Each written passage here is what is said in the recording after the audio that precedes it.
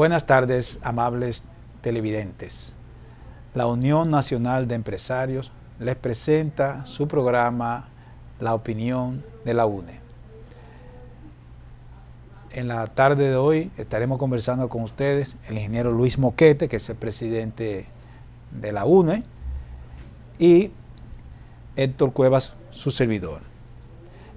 Vamos a conversar en el programa de hoy sobre dos temas. Vamos a comentar unas declaraciones que dio el director general de presupuesto, el licenciado Luis Reyes, en un programa, en un almuerzo que estuvo con un periódico matutino y que salió en los medios, donde habla de la caída en los ingresos del gobierno y las dificultades financieras que tiene el gobierno por esta razón.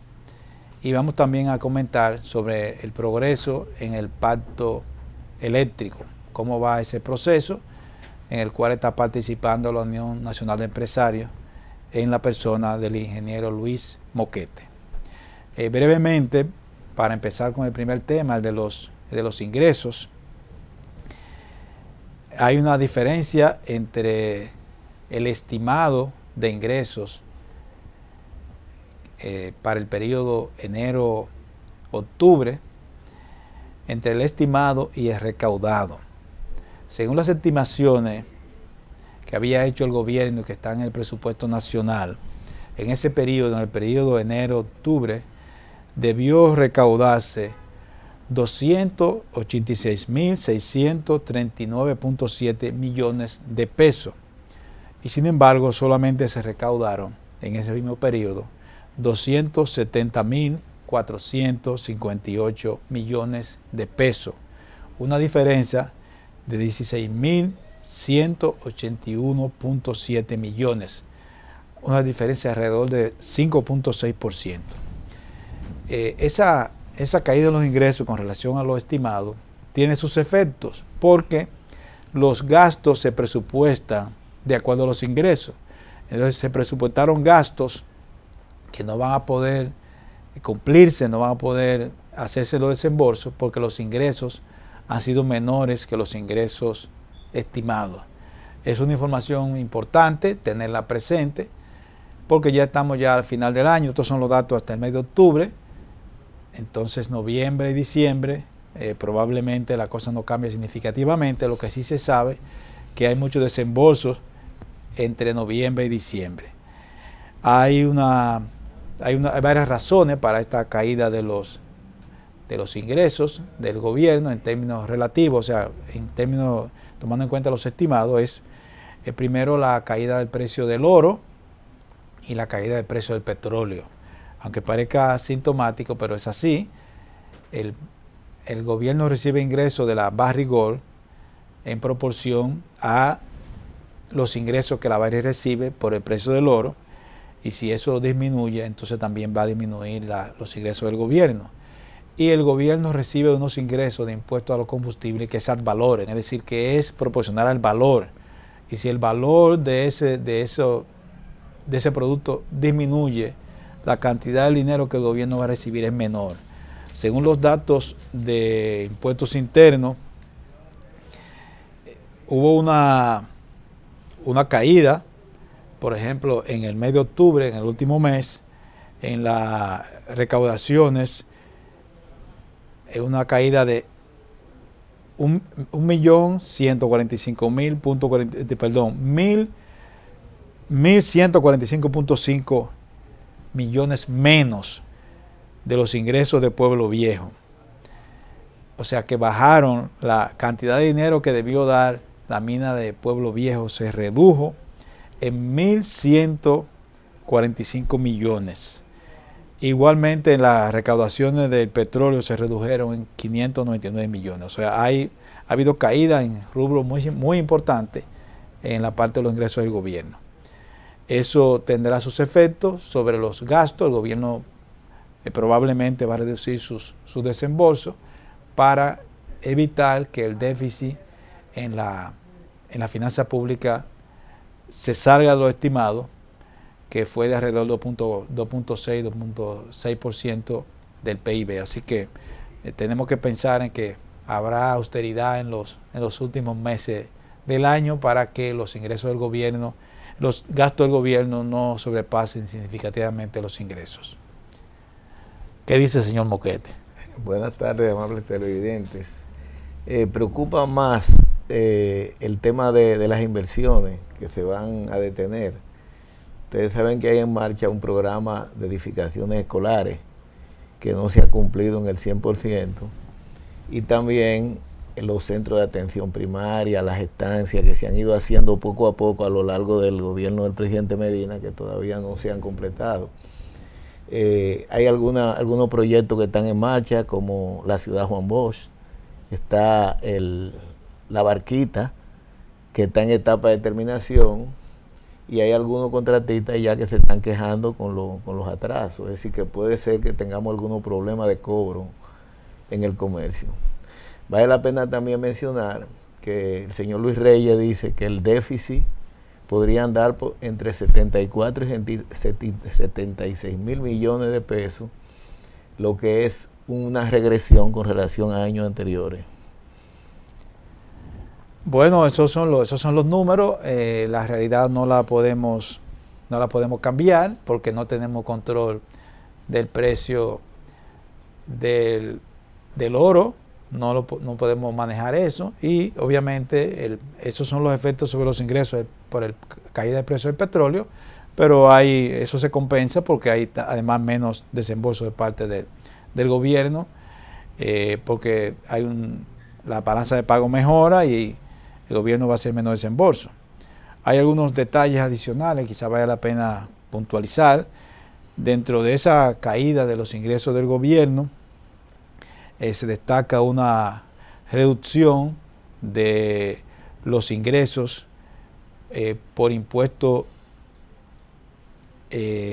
a las empresas, que se había estimado 61.994.6 millones, miles de millones, o sea, 61.994.6 millones, y el efectivo recaudado ha sido de 54.604.4 millones, una caída de 7.390.2 millones, una caída del 11.9%. Esa es la caída más significativa en los impuestos a las empresas, dentro de las cuales se encuentran las empresas mineras, que tuvieron una caída de 4.994.2 millones, o sea, de un 47.7%. O sea, los impuestos a las utilidades de las empresas mineras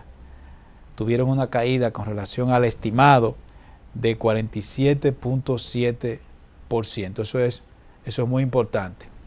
Hay un detalle también en el caso de las empresas, digamos, que no son empresas mineras, simplemente impuestos sobre la renta, que se estimó unos ingresos de 50.000 millones y solamente se han recaudado 46.673 millones, que eso fue una caída de 6.7%.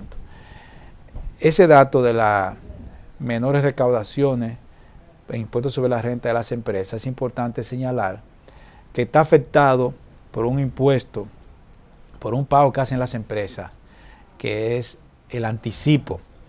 Las empresas pagan anticipo cada año basándose en los beneficios que tuvieron en el último año o basándose en las ventas que estuvieron. Si los ingresos de las empresas, si los beneficios de las empresas dan una recaudación menor que el 1.5% de las ventas, entonces las empresas pagan anticipo basado en el 1.5% de las ventas en el último año, y eso se distribuye en 12 meses.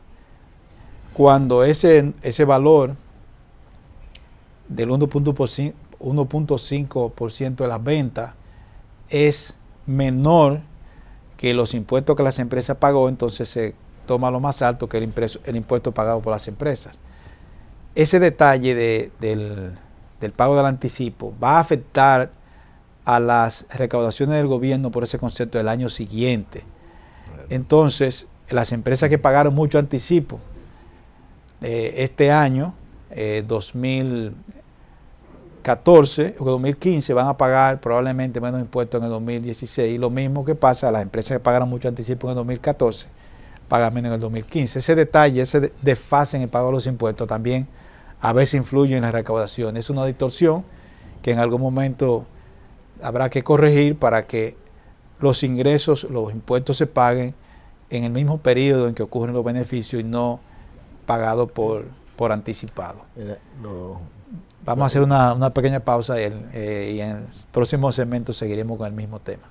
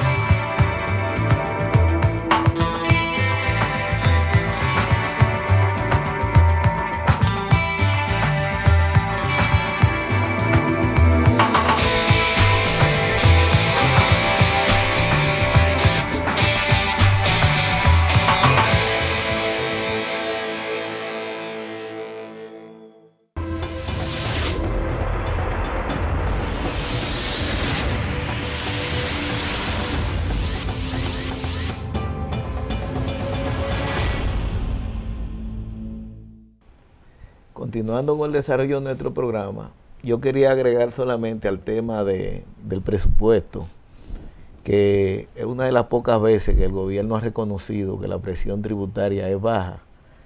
Siempre nos hemos quejado de que se le está sacando el cuerpo a abordar el pacto eléctrico, el pacto fiscal, que es el que puede resolver esos problemas. Fíjese que el licenciado Luis Reyes, menciona que con ingresos tributarios del 10 al 14 al 15% del PIB es imposible desarrollar un país. Que aquí se ha estado haciendo magia con el tema de los impuestos, pero que ya es una situación que está tocando fondo. Así es. El pacto fiscal se le sacó el cuerpo, se dejó pendiente. Es una tarea que tendrá que abordar el próximo gobierno, que se iniciará en agosto del año 2016. Pero ese tema del pacto fiscal es algo vital, fundamental, porque el gobierno tiene que tener suficientes ingresos para abordar todas sus responsabilidades, todas sus tareas. Es algo relacionado con los ingresos, pero que, digamos, tiene otra vertiente, que es el tema del pacto eléctrico, que se ha estado discutiendo. Tiene que ver con los ingresos o con los gastos en este caso, tiene que ver con el presupuesto, porque dependiendo del déficit del sector eléctrico, el gobierno tiene que gastar dinero también para ese tema, para esa responsabilidad. Entonces sería interesante ver cómo va lo del pacto eléctrico, porque de alguna manera va a tener incidencia sobre el pacto fiscal a discutir próximamente. Bueno, tiene incidencia en los ingresos, pero tiene también incidencia en el gasto, porque recuerde que el Estado está construyendo una planta de generación en Punta Catalina con recursos propios, que ese es un tema también que ha presionado un poquito, entiendo, el presupuesto.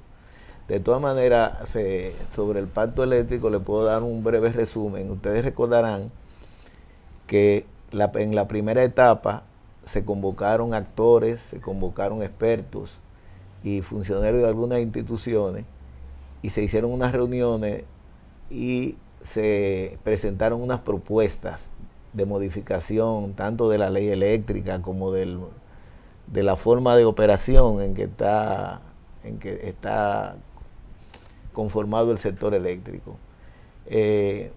Posteriormente, que se recibieron las propuestas, que es lo que se llamaba la fase 1, se hicieron unos recorridos por el interior del país, donde, como unas consultas populares, donde todo el que quiso presentó su propuesta de viva voz, de documentaciones. Después vino la fase 3, donde se conformaron las mesas de trabajo, que eran 6, marco institucional, tarifas, generación, transmisión, distribución y, bueno, me olvido uno, bueno, seis mesas. Ahora las mesas entregaron su trabajo, hubieron muchas propuestas que se consensuaron, o sea que hubo acuerdo general en las mesas de que era una propuesta que debía pasar a la etapa final, y otras fueron en disenso, que se presentaron, iban 2 y a veces hasta 3 propuestas encontradas para que en la siguiente etapa se pudieran conciliar. Bueno, entonces en esta cuarta etapa, que es la de las preplenarias, ya los actores, en vez de estar divididos en mesas, van a estar todos juntos en un salón, y las propuestas que fueron de consenso en las diferentes mesas se van a plantear primero, de forma tal de que si el consenso se manifiesta o se confirma, esa propuesta ya va a la sesión plenaria final. Habrá algunas propuestas que pasaron como consenso en la mesa de distribución, por ejemplo, que puede ser que los actores de generación la cuestionen. Hay 2 formas de cuestionar una propuesta, que es lo que se llama la forma o de fondo. La forma es cuando es un problema de redacción o de interpretación, y ya el fondo es cuando hay aspectos fundamentales de contradicción. También hay los disensos, que ya propuestas que de hecho vinieron divorciadas desde el principio, que se van a tratar de conciliar y de ver si se crea la mayor cantidad de consenso posible. También recordarán que el presidente en el decreto decía que las propuestas que no se consensuaran, que el gobierno iba a tomar su propia decisión, es decir, que el sector privado y los sectores sociales y el mismo gobierno, si está interesado, tienen que propugnar porque haya la mayor cantidad de consenso posible para que el presidente tenga poco que decidir por su cuenta. Finalmente también el presidente, después que le hagan el borrador final, tendrá la opción de observar algunos puntos. Entonces habría que reunirse de nuevo, conocer las observaciones del Poder Ejecutivo y entonces finalmente rubricar el pacto, que no sabemos si va a ser a final de este año o a principios del que viene. Hay un tema que es bueno señalar, hablando ahora del pacto eléctrico y del tema fiscal, es que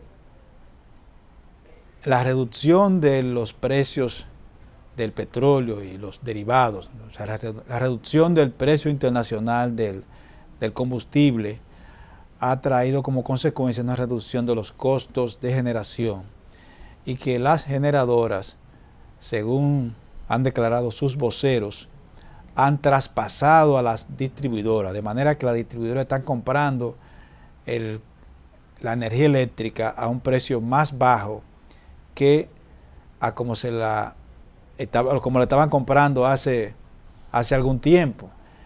Y hay la queja de que las distribuidoras no han traspasado esa rebaja de costo a los consumidores. Ese es un elemento importante, porque la idea era que la tarifa debe reflejar el costo, y si el costo se ha reducido, debería reducirse el precio de venta.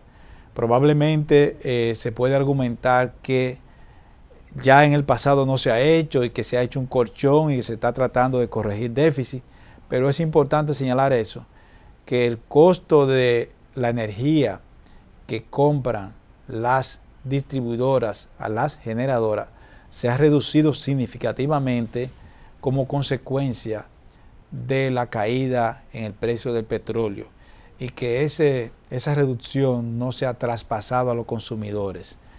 Por la razón que fuese, yo creo que debería el gobierno, las autoridades dar una explicación, porque hasta ahora se entendía que la razón para ese elevado precio de la energía era el costo, pero si el costo se ha reducido, también debería reducirse el precio de venta. No sé si en el marco del pacto eléctrico, donde se esté discutiendo el tema de las tarifas, se debería de alguna manera tratar eso, porque es un escenario importante, ese escenario donde se ha reducido el precio del petróleo. Estábamos acostumbrados hasta ahora a que siempre el precio aumentaba y por tanto tenía que aumentar la tarifa, pero en el caso de que se reduzca el precio del petróleo, también debería reducir la tarifa. Bueno, ese es un tema muy interesante y polémico, pero existía un fondo de estabilización de tarifa que se ocupaba de esa compensación, donde a veces había dinero a favor y dinero en contra. Por ejemplo, el petróleo llegó a estar hasta $150 el barril y el gobierno, estoy seguro que utilizó recursos para que políticamente eso no le afectara en ese tiempo. Ahora bien, hay un hecho, y es que las empresas distribuidoras compran la energía y cobran el 70% máximo de esa energía, sin contar cuando un negocio donde uno pierde de entrada un 32% y donde todavía no están los gastos de la distribución, los gastos administrativos, los gastos financieros. Es un negocio que está deficitario. Es decir, que no se sorprenda que con esta crisis presupuestaria que tiene el gobierno, que esas tarifas se mantengan así hasta que se nivele la situación. Bueno, ese es un tema pendiente, un tema polémico, pero es un tema que debe abordarse, porque es importante la transparencia y la comunicación con los usuarios, con la ciudadanía. Creo que sería bueno que el gobierno diera una explicación sobre este tema, de manera tal que las generadoras, que eran los chicos malos de la película, no se conviertan ahora en los buenos que están vendiendo más barato, y que las distribuidoras sean las que estén ganándose, digamos, la parte más importante de este beneficio por la caída de los precios. Bueno, hemos llegado al final, amigos televidentes de este programa, y estaremos con ustedes nuevamente la próxima semana. Así que le damos las gracias por haber estado con nosotros.